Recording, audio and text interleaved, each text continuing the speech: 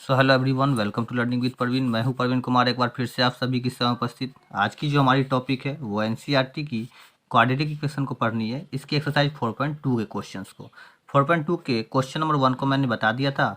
अब हम आज जो पढ़ने वाले हैं वो क्वेश्चन नंबर 2 से आगे पढ़ेंगे। तो चलिए अब हम लोग क्वेश्चन नंबर 2 को देखते हैं, उसके बाद उसे पढ़ते हैं। हमारी क्वेश्चन नंबर 2 कुछ इस प्रकार से है, देख लीजिए। Solve the problem given in example 1। बोला कि एग्जाम्पल 1 में जितने भी क्वेश्चन दिए गए हैं उसे क्या करना है, आपको सॉल्व करना है। तो चलिए हम लोग एग्जाम्पल 1 को देखते हैं। एग्जाम्पल नंबर 1 हमारी कुछ इस प्रकार से है, ध्यान दीजिएगा। Represent the following situation mathematically. इसको मैथमेटिकली क्या करना है, सॉल्व करना है।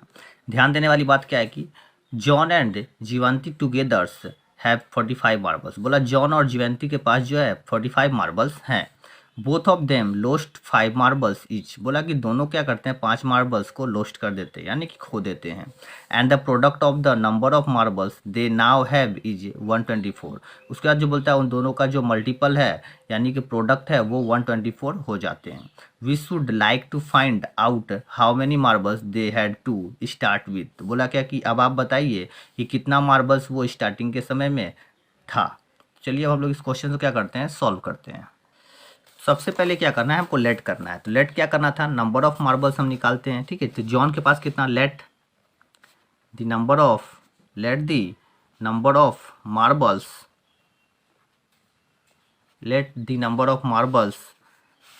जॉन के पास कितना था। तो जॉन के पास आपकी एक्स थी, मान लेते उसे क्या कि जॉन के पास क्या होगी, आपकी एक्स होगी। एंड देन जॉन के अलावा जो क्या थी वो क्या है, एक जीवंती है। तो जीवंती के पास अब आपके पास क्या बचा, तो जीवंती का यहाँ लिख देते हैं। तो आपकी जीवंती जो होगी, जीवंती के पास आपकी क्या हो जाएगी, टोटल मार्बल्स 45 थी, तो 45 में से एक्स चली गई, उतनी क्या होगी, जीवंती के पास मार्बल्स होगी।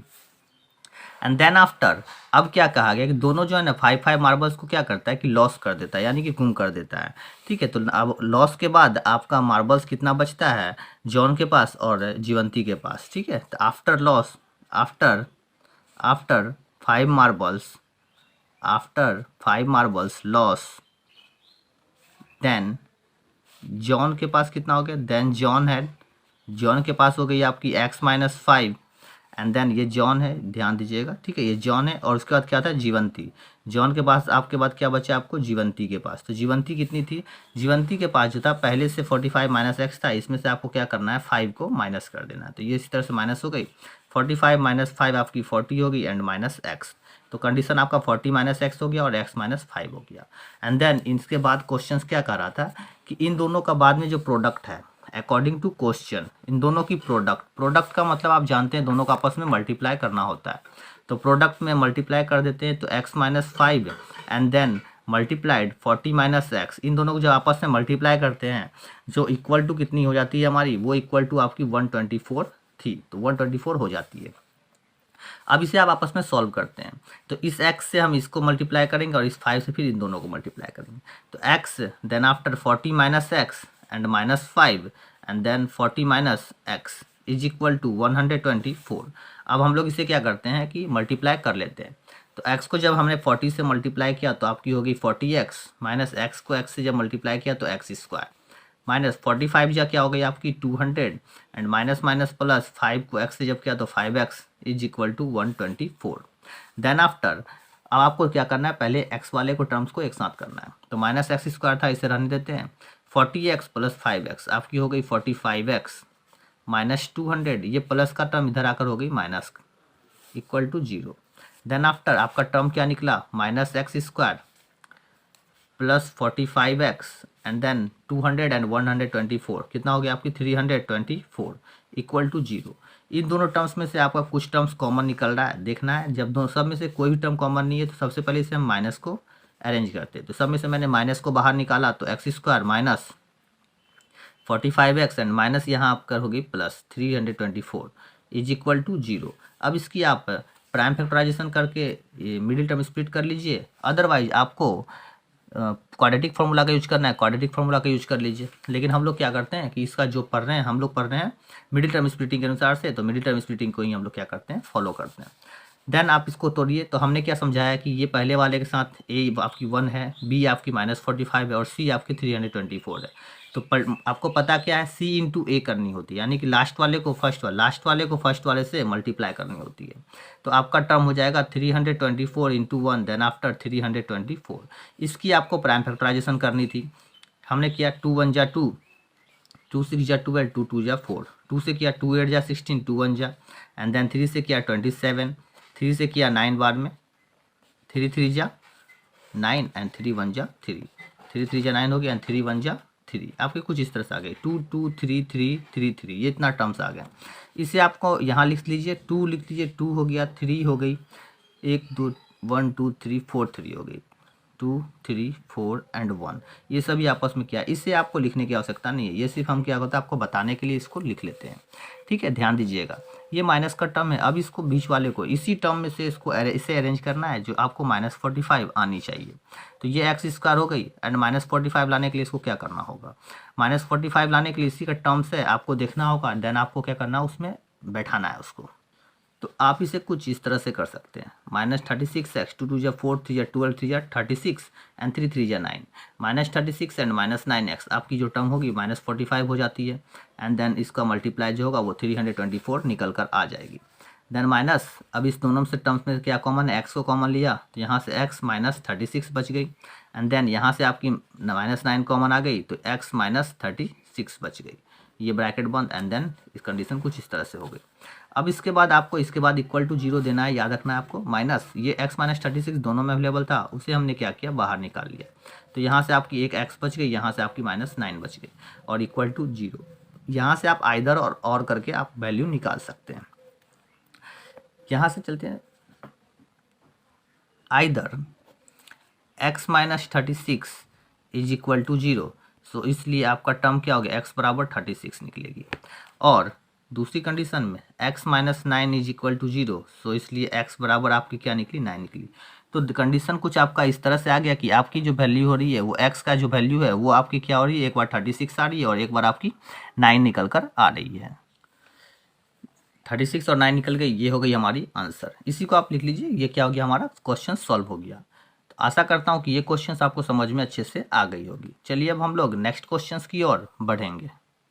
क्वेश्चन नंबर 2 हमारी कुछ इस प्रकार से देख लीजिए। Question number 2, a cottage industry produce a certain number of toys in a day. बोला कि एक कॉटेज इंडस्ट्री है जो कि कुछ टॉय को प्रोड्यूस करती है यानी बनाती है, and the cost of production of each toy, बोला कि जितने भी प्रोडक्शन टॉय का प्रोडक्शन हो रहा है उसकी जो कॉस्ट है रुपीज में, वाज फाउंड पाया गया है to be 55 minus the number of toys product produce in a day. बोला गया कि जो उसका कॉस्ट है वो क्या है, 55 minus number of toys produce. तो आपको नंबर ऑफ टॉयज प्रोड्यूस जो है वो हम लोग को कुछ मानना होगा, उसे मानकर 55 माइनस वो टर्म्स कर देनी है।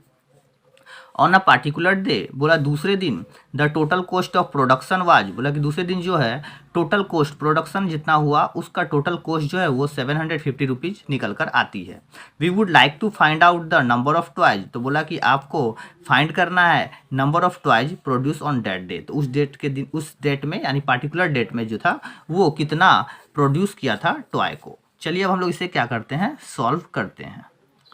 क्वेश्चन नंबर 2 की जो 2 नंबर है इसमें क्या करना है आपको, ऑन डेट डे बोला तो इसको क्या करना है आपको, सबसे पहले लेट करना होगा। तो let the number of toys produce on that day, let the number of toys produce, number of toys क्या करना है आपको, प्रोड्यूस करना है। Number of toys produce that day, produce कर दिया गया कितना, आपका जो डेट था उस डे में क्या किया गया था, प्रोड्यूस डेट डे, बी आपकी एक्स हो गई, एंड देन इसकी जो कॉस्ट हो जाएगी वो आपको क्या करना है, निकालना होता है। तो आप हम इसको निकाल सकते हैं, तो इसलिए cost of production of each day, production cost of production of each toy, ठीक है, जितने भी टॉय को प्रोड्यूस किया उसे तो मैंने एक्स मान लिया, and then cost of production of each toy आपकी क्या हो जाएगी, 55 में से माइनस करना था टर्म्स को, एक्स को, तो ये क्या थी, उसकी कॉस्ट थी।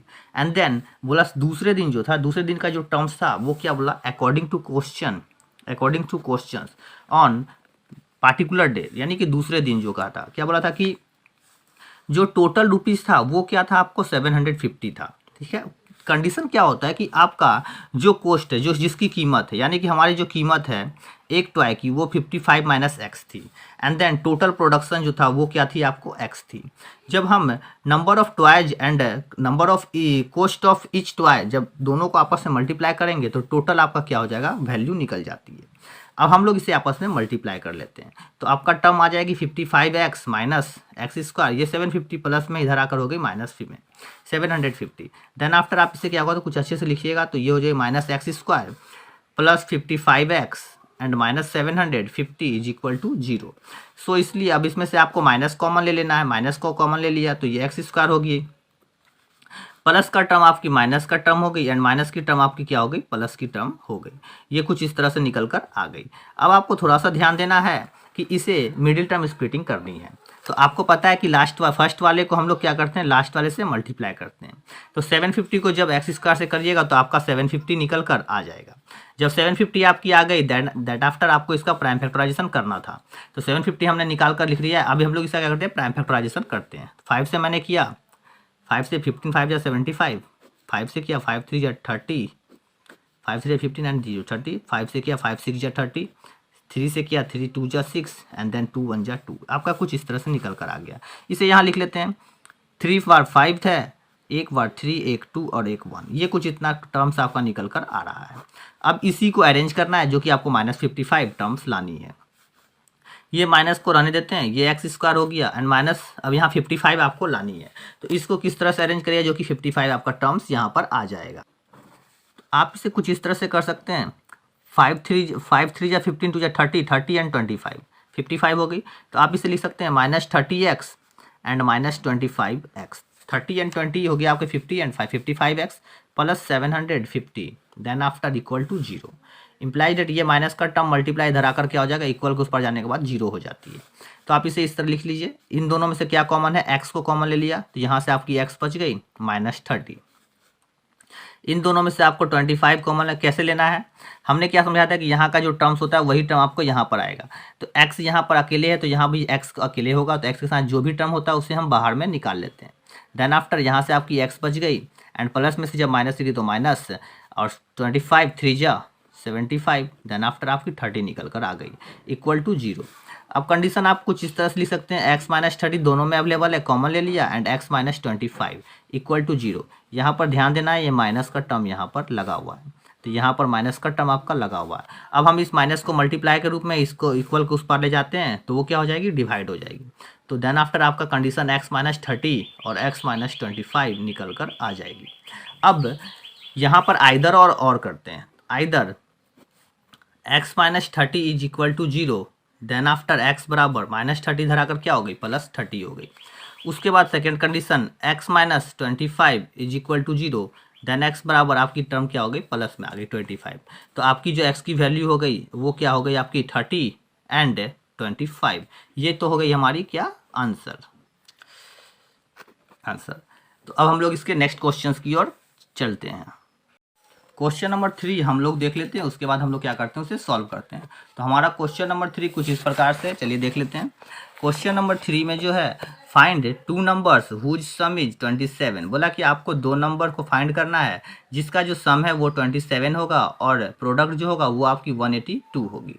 चलिए अब हम लोग इसे क्या करते हैं, सॉल्व करते हैं। तो आपको क्या करना है, मान लेते हैं, let the first number be x. First number को हम लोग क्या मान लेते हैं, x मान लेते हैं, और सेकंड नंबर जो हो जाएगी वो आपकी क्या हो जाएगी, सेकंड नंबर जो का जो टर्म्स होगा वो आपकी क्या हो जाएगी, 27 माइनस एक्स। ये निकल कर, बिकॉज इन दोनों का सम 27 था तो एक x होगा, दूसरा 27 माइनस एक्स निकल कर आ जाएगी। अब हम लोग क्या करते हैं कि इसे बनाते हैं। सबसे कंडीशन में क्या था, अकॉर्डिंग टू क्वेश्चन लेते हैं। बोला सम, तो सम से तो हमने ये दोनों निकाल लिया, इन दोनों का प्रोडक्ट है, इन दोनों की क्या है, प्रोडक्ट है। इन दोनों की प्रोडक्ट आपको क्या दी गई थी, 182 दी गई थी, 182। ये कुछ इस तरह से दी गई थी।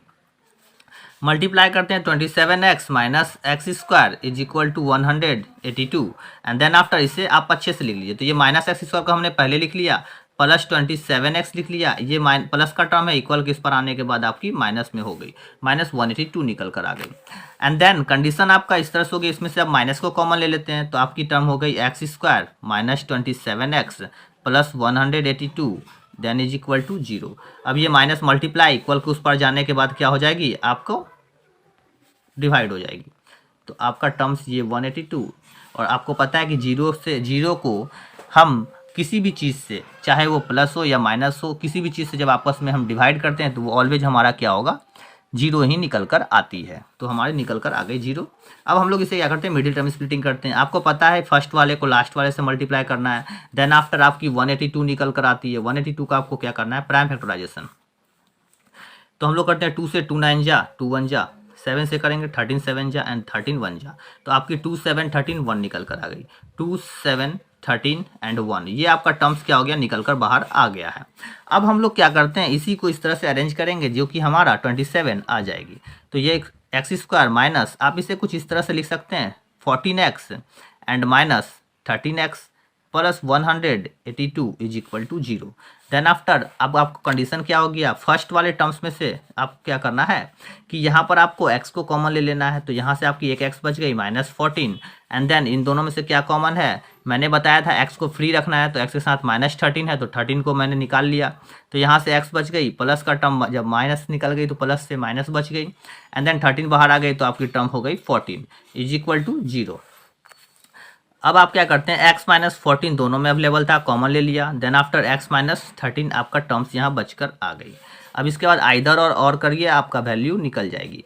Either x minus 14 is equal to 0, then x बराबर आपका टर्म हो गई 14, और दूसरी कंडीशन में x minus 13 is equal to 0, then after x की वैल्यू जो हो गई वो क्या हो गई, आपकी 13 हो गई।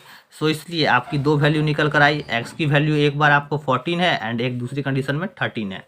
लेकिन आपको क्या करना है कि आपको दोनों वैल्यू को फाइंड आउट करना है। तो फर्स्ट वैल्यू जो फर्स्ट नंबर हो जाएगी, फर्स्ट नंबर अगर आप 14 लेते हैं तो आपका फर्स्ट नंबर 14 है, फर्स्ट नंबर अगर 14 है तो सेकंड नंबर आपकी क्या हो जाएगी, सेकंड नंबर जो टर्म्स होगी वो 27 माइनस 14, देन आफ्टर आपकी 13 निकलेगी।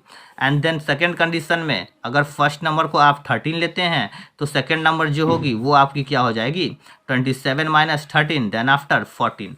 यानी कहने की मतलब ये है कि आपका कंडीशन आंसर 14 और 13 होगा। कभी एक टाइम्स फर्स्ट नंबर 14 होगा एंड सेकंड टाइम्स 13 होगा, सेकंड नंबर 13 होगा। दूसरे कंडीशन में फर्स्ट नंबर 13 हो जाएगी, सेकंड नंबर 14 हो जाएगी। ये हो जाएगी हमारी आंसर। आशा करता हूँ ये सभी क्वेश्चंस आपको समझ में आ रही होगी। तो आज के लिए इतना ही रहने देते हैं, मिलते हैं कल एक नए वीडियो में एक नए एनर्जी के साथ। Okay bye.